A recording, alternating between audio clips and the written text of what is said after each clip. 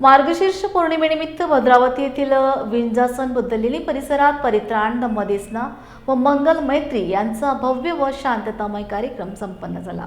दरवर्षीप्रमाणे याही वर्षी पूज्यवंतीजी शिलानंद महास्थवीर आणि त्यांच्या भिक्खू संघाच्या अधिष्ठान समापनानिमित्त भक्तिभावाने हा कार्यक्रम आयोजित करण्यात आला होता। उपासक उपासिका यांच्या वतीने भिक्खू संघास आदरपूर्वक भोजनदान देण्यात आले।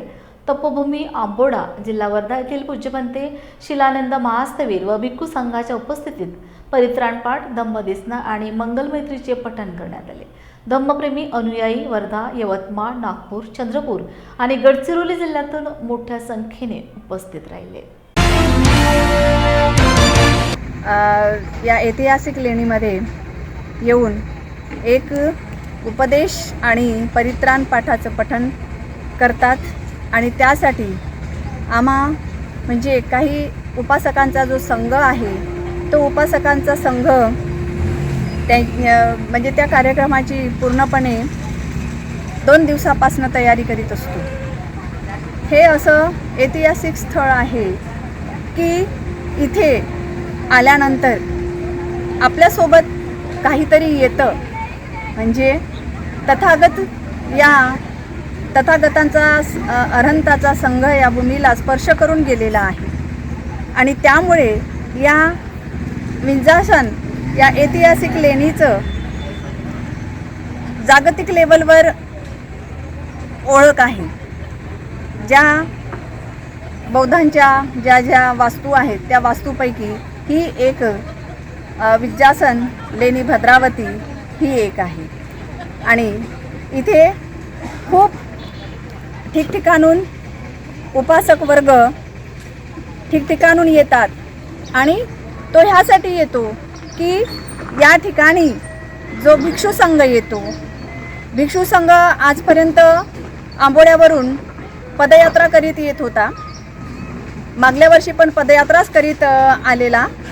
यावर्षी काही शिबिर नागपूरला भरलेलं, त्यासाठी ते डायरेक्ट आलेले यावर्षी इथे, पण आंबोड्यावरून पदयात्रा करीत दरवर्षी या पौर्णिमेला इथे उपस्थित असतात।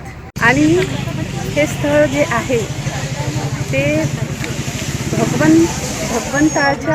भगवंताला जो ज्यांच्या मनामध्ये अफार श्रद्धा तथागताविषयी आहे, तर प्रत्येकजण इथे येतात की वेगळ्या संकल्पने येतात आणि सोबतच इथे जो संघ येतो शिलानंद भंतेजी आणि त्यांचा संघ दरवर्षी येतात आणि सर्व उपासकांना इथे म्हणजे धम्मोपदेश करतात आणि आलेले सर्व उपासक खूप श्रद्धेने आणि काहीतरी घेऊन जाण्यासाठी येतात।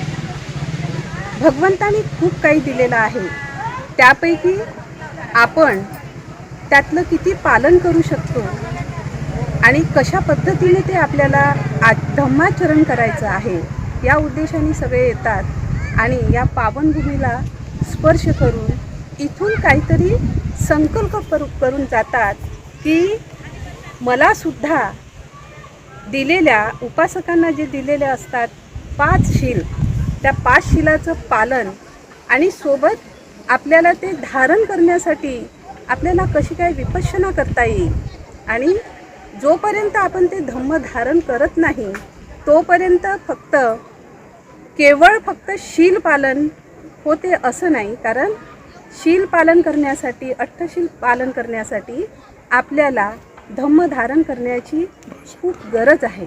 आम्ही इथे 10 वर्षापासून येत आहोत।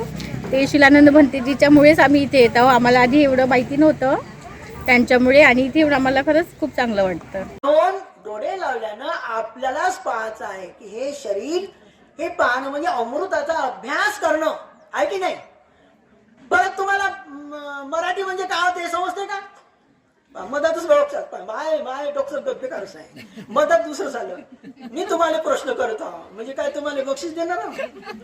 मी प्रश्न करत आहो तुम्हाला का मराठी म्हणजे काय सांगा ना, सांगता का तुम्ही? नाही, परत ते नका। पाली म्हणजे काय सांगता येते का तुम्हाला? पाली म्हणजे एवढं तुमचं गेलं का शिक्षण वया? अरे कमीत कमी 5 मिनिटचा अभ्यास करा। पाली म्हणजे मराठी आणि मराठी म्हणजे पाली. तर तुम्ही कसं म्हणाल? भगवान बुद्धांनी एवढा काही अथांग सागर आहे, पण त्या सागरात ह्या कायागत सतीला अमृताचा अभ्यास म्हटलेला आहे.